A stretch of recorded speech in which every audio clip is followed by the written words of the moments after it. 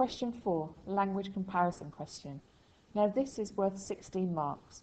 You need to make sure that you have at least about 20 minutes to complete this question.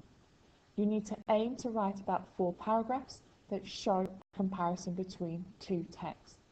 You must always answer this on source 3 and then you choose either source 1 or source 2.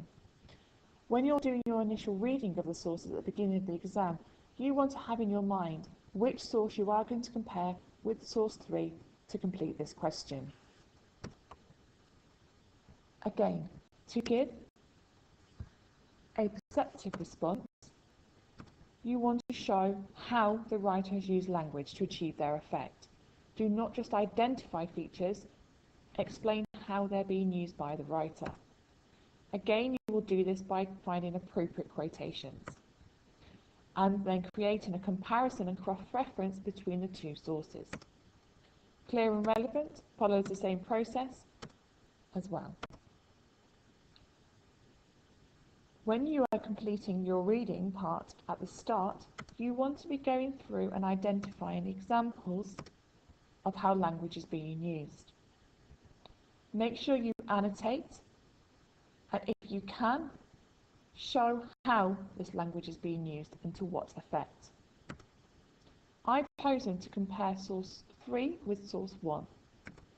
Again, I have gone through and found examples of how language is being used. On this slide is an example of a Band 5 paragraph. Follow it as I read. In source 3, Michael Caine expresses his feelings through the use of emotive language.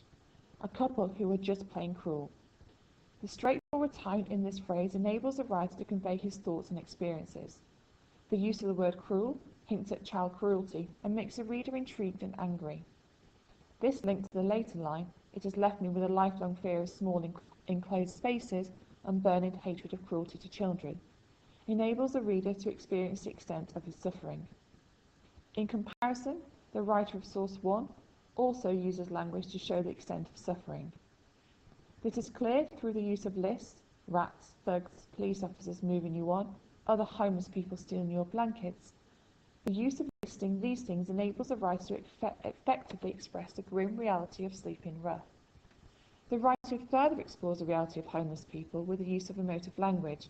I was grateful for my sheltered spot under a leafy tree. The word leafy presents a feeling of safety when juxtaposed to rats and thugs. However, this only accentuates how awful real homeless people's lives are when a leafy tree is their only source of comfort. This paragraph is perceptive because, first of all, it offers appropriate quotations in support of ideas with perceptive comments. Read this line again. It then analyses how the writers have used language to achieve their effects. By selecting words from your original quotation, you are showing complete understanding of how words are being used for effect. Lastly, it focuses on comparison and cross-referencing of language features between the text. Please make sure that you have identified a point that is similar between the 2 texts. This could be because the same language device is being used, or it could be that the same tone and atmosphere is created in both, but different language features are being used to achieve this. It will all depend upon the text. Please ask your English teacher for a copy of the November 2012 exam paper and work through it as you listen to this video.